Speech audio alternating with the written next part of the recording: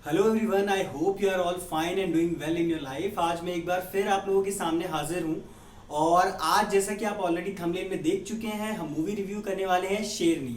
जी हाँ, पिछले हफ्ते मतलब संडे को मैंने एक रिव्यू किया था जगामेथंदिरम का और उस टाइम पे बहुत बस था उसका, लेकिन बहुत सारे मेरे फ्रेंड्स थे जिन्होंने मुझे रेकमेंड किया और कहा कि स्पेशली शेरनी फिल्म का रिव्यू मैं करूं, क्योंकि बहुत सारे लोगों ने वो फिल्म देखी है, बहुत सारे लोगों ने नहीं भी देखी है और ये फिल्म थोड़ी सी अलग है, मेन स्ट्रीम सिनेमा की तरह नहीं है, थोड़ा एक डॉक्यूमेंट्री का टच लेके आती है। तो उस लिहाज से भी ये फिल्म बहुत अच्छी है और मैंने सोचा कि ठीक है, मुझे ये फिल्म देखनी चाहिए और मैंने ये फिल्म देख ली है। इस फिल्म में फिल्म कैसी है, डायरेक्टर ने कैसा काम किया है, एक्टर्स ने कैसा काम किया है, विद्या बालन इतने टाइम बाद जब स्क्रीन पे दिखी हैं तो क्या उन्होंने अपने रोल को जस्टिफाई किया है या नहीं किया है, ये सारी बातें हम आज की वीडियो में करने वाले हैं। तो बिना कोई देर किए चलिए वीडियो शुरू करते हैं।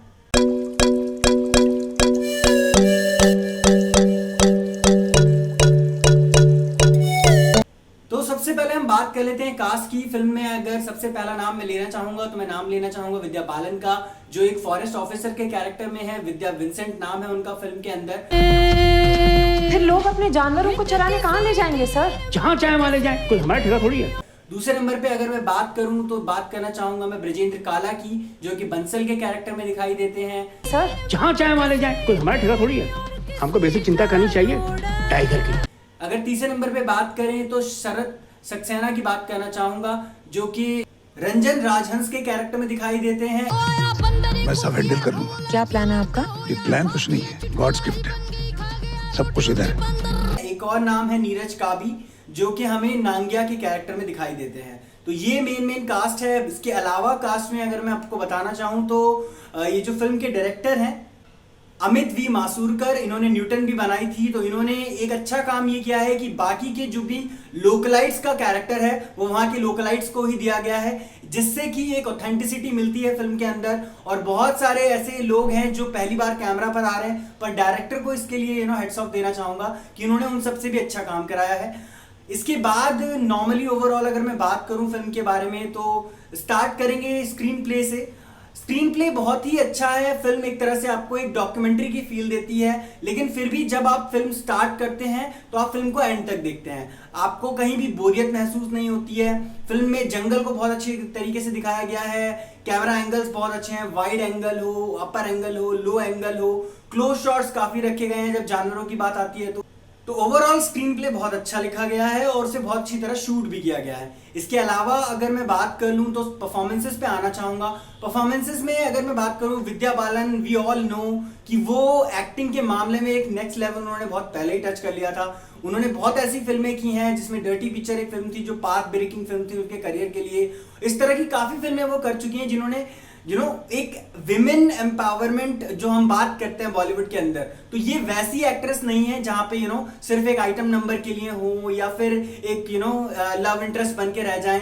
इन्होंने बहुत अच्छी फिल्में करी हैं और यहाँ पर भी एक विमेन सेंट्रिक फिल्म है ये, एक तरह से अगर आप कह सकते हैं, क्योंकि लीड कैरेक्टर जो प्रोटैगनिस्ट है वो विमेन का है। तो उस कैरेक्टर को उनको क्या क्या परेशानियां आती हैं, थोड़ा बहुत यहाँ पे ये भी दिखाया गया है कि मेल शॉविनिस्ट सोसाइटी जो होती है उसके अंदर फीमेल को क्या क्या प्रॉब्लम फेस करने पड़ते हैं, तो वो भी यहाँ पर दिखाया गया है। बट उस कैरेक्टर की स्किन में बहुत अच्छी तरह ढल गई हैं और अपने काम को बहुत ही बेहतरीन तरीके से दिखाया है। वो छोटी छोटी प्रॉब्लम्स जो एक ऑफिसर, फॉरेस्ट ऑफिसर को फेस करनी पड़ सकती हैं, वो सारी चीजें उन्होंने बहुत अच्छी तरीके से प्ले करी हैं।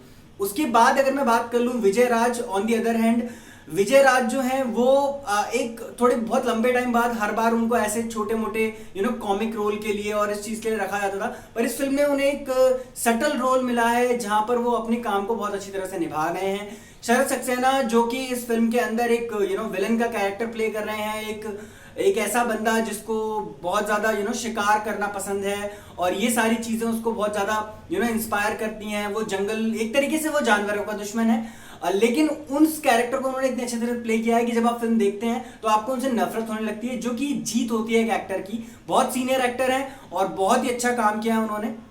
साथ ही साथ अगर मैं बात करना चाहूँ तो मैं बात करना चाहूंगा यहाँ पर ब्रजेंद्र काला की भी। ब्रजेंद्र काला भी एक ओवरऑल चॉइस बन गए हैं, आजकल हर फिल्म में दिख जाते हैं थोड़े बहुत कॉमिक रोल्स के लिए, अपने वन लाइनर्स के लिए, पंच लाइन्स के लिए।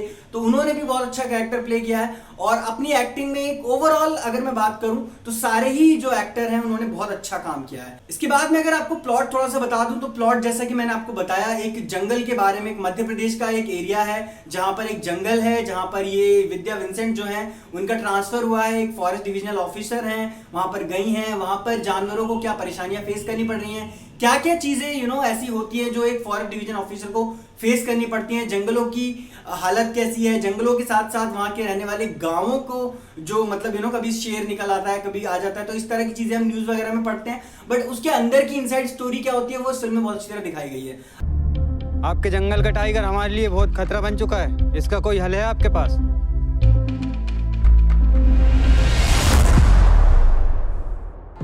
और जब यहाँ मुसीबत आन पड़ी है तो एक लेडी अफसर को यहाँ भेज दिया है।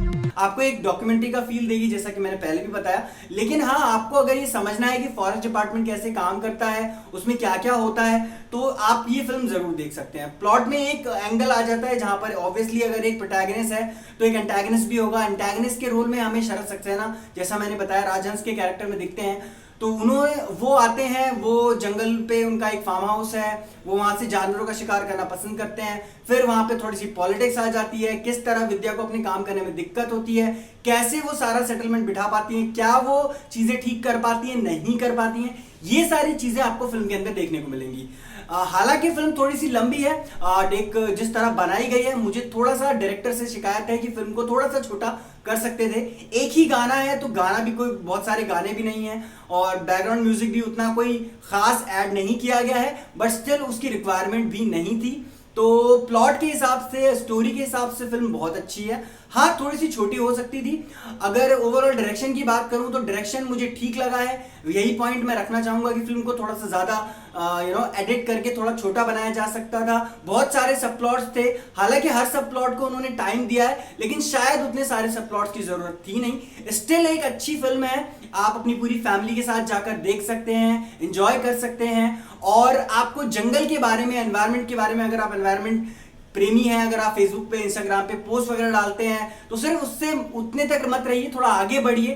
फिल्म देख के आपको काफी सारी चीज समझ में आ जाएंगी। उसके बाद अगर आपको लगता है कि आप कुछ हेल्प कर सकते हैं तो आप बिल्कुल प्लांटेशन भी कर सकते हैं और चीजें कर सकते हैं। पर्यावरण को बचाने के लिए बेसिकली हम सब साथ आकर के ये सब कर सकते हैं कि जैसे हमारी जो पर्यावरण है वो ज्यादा से ज्यादा अच्छे माहौल में बना रहे, उसका संतुलन बना रहे, ताकि हमें जो भी चीजें चाहिए, ऑक्सीजन चाहिए होता है और चीजें भी, हमें फूड चाहिए होता है, हर चीज जो हमें वहां से मिलती है वो चीज हमें मिलती रहे। एक बैलेंस हमें बना के रखना होगा। तो ओवरऑल मैं इस फिल्म को रेटिंग देना चाहूंगा 3.5 स्टार्स। और साथ ही साथ आपको ये रिकमेंड करना चाहूंगा कि बिल्कुल आपको ये फिल्म एक बार जरूर चेकआउट करनी चाहिए। Amazon प्राइम पर है, 18 जून को रिलीज हुई थी, आपको मिल जाएगी। अगर आपका सब्सक्रिप्शन है तो आप फिल्म देख सकते हैं, अगर नहीं है तो दोस्तों से उधार ले लीजिए, पर फिल्म जरूर देखिएगा।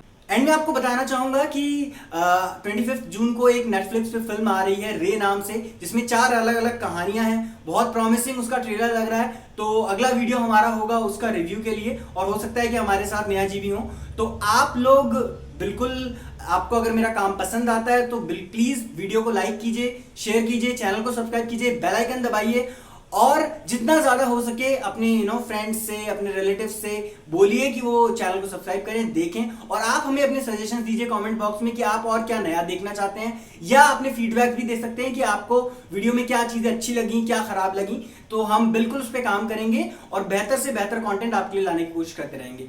Till then, thank you so much, take care.